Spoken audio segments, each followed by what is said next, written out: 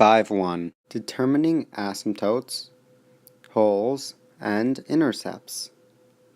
Part 1 Determining horizontal asymptotes. So, for example 1, we're going to have a polynomial here. We're going to have the leading coefficient, the coefficient of the largest exponent, be in the numerator 6 and in the denominator 2. So then you're going to want to divide the 6 by 2, and that gives you 3. And there's your horizontal asymptote. It's as simple as that. Now it should be noted that this only works when the biggest exponents in the numerator and denominator are the same. Now the next example, example 2, is we're going to get our polynomials in here again. And this time you'll see that in the denominator, the exponent is larger than the exponent in the numerator. They're not the same. So then what you do is 5 is the greater, or 5 is greater than 2. So that means that the horizontal asymptote is going to be 0. This always works. If the exponent in the denominator is ever bigger than the exponent in the numerator, the horizontal asymptote is always 0. So this is probably the easiest of all the examples. On to the next one. Now, on to part 2 of the video. This is going to be finding vertical asymptotes. So now we're on to vertical asymptotes. Example 3. Y equals x plus 4 over x squared minus 2x minus 8. So first thing you're going to want to do is factor the denominator. The numerator doesn't really matter in this case. So it would be x minus 4, x plus 2. That's factored out. And then you're going to just get the solutions of that, and those are going to be your vertical asymptotes.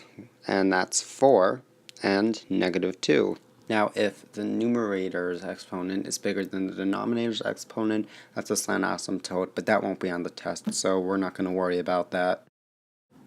Now, in part 3, we're going to be finding intercepts and holes.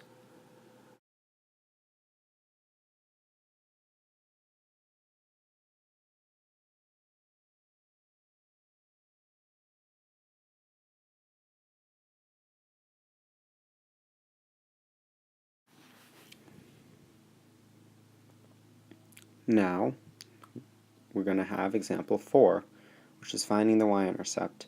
So you want to factor the numerator and the denominator, and we'll get to y later, but for now, just focus on the numerator.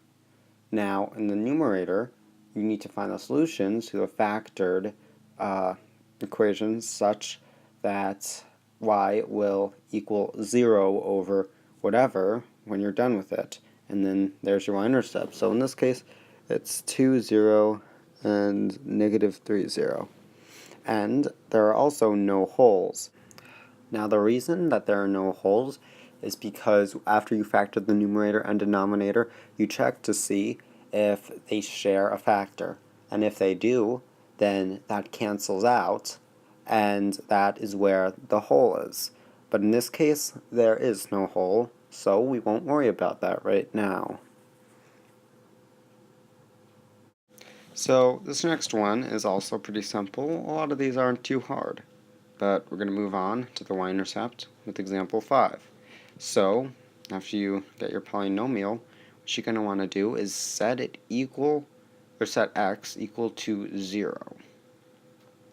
And once you do that, and you simplify it and everything, it pretty much just eliminates every single term with an x in it, and you're just left with 8 over 2.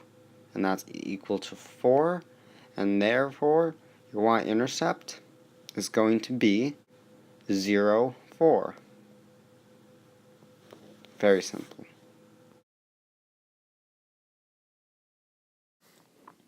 So now we're going to go on to our first practice problem, x plus 6 over x squared plus 5x minus 24.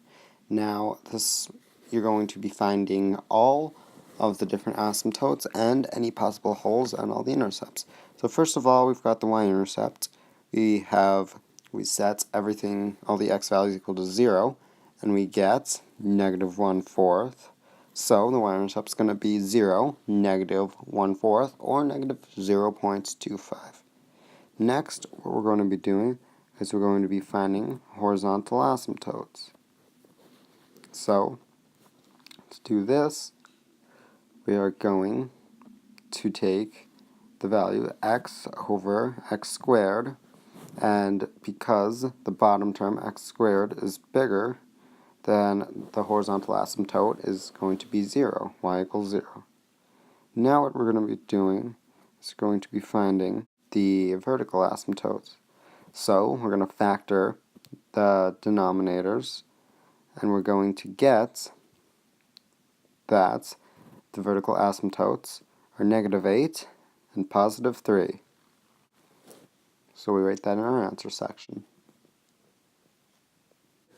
Now, it's also worth noting that there's not going to be any holes because you can't factor the numerator because it's just its own term, x plus 6, it's its own factor, and x plus 6 does not appear anywhere in the denominator, so therefore there aren't going to be any holes. So now, the video is done, you're all reviewed on this concept. So good luck on the final, and don't break the curve.